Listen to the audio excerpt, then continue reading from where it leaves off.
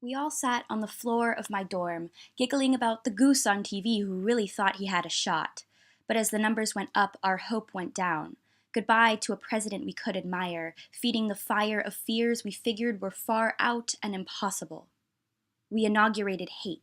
A 45th president with an agenda to dismantle what little unity remained, a fate foreseeable, scarcely slipping through the cracks of protest votes. No party for this third party, presidential profiting on panic, benefited by blatant attacks on the middle class, a sad rhetoric. 50 stars stitched on blue fabric, but do not be tricked. These stars are far from unified, polarized by left and right, polarized by not and white. White House for a Nazi sympathizer, boss baby in the Oval Office. 7 sins sitting smugly in the West Wing, white supremacy racing rampant, lament fake news to match a fake tan, drain the swamp he says, while stalking White House seats with the white and wealthy, a degenerate ideology. Tell me honestly that he is what this country needs, because right now all I see is a man who breeds hate and feeds discrimination, stomping on the seeds our country planted for change and instead planting weeds of resent.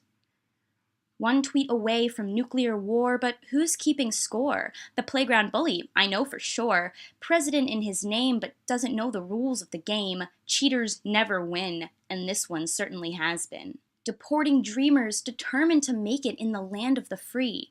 Land of the free. A price so steep, is it worth the money?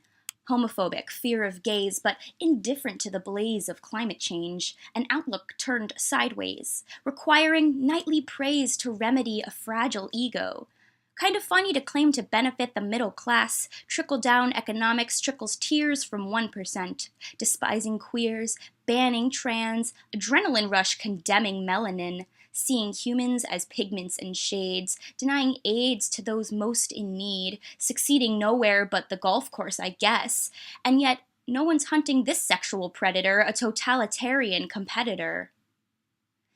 Now, that's not to say that everyone who voted for him feels that way, but hear me out when I say that to choose those views of his over a woman who's been fighting the fight for 40 years, because you don't have to be a misogynistic, xenophobic, homophobic racist, but to choose a misogynistic, xenophobic, homophobic racist. Not equal, but aligned. Because even if you truly felt fear for Hillary, the fear and fright is fervently unparalleled.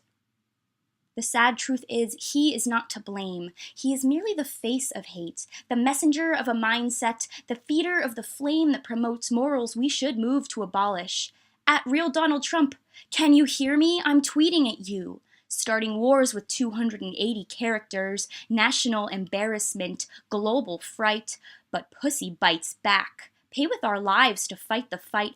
Hashtags implore to fight for what's right. Because how much longer can we go to sleep at night to awake and peep the sight of outright racism, homophobia, and misogyny on Twitter at first light? I guess we will deal with 4 years of fear, but let it be known that the 45th President of the USA will only serve a mere one term. In 2020, let's try to see clear.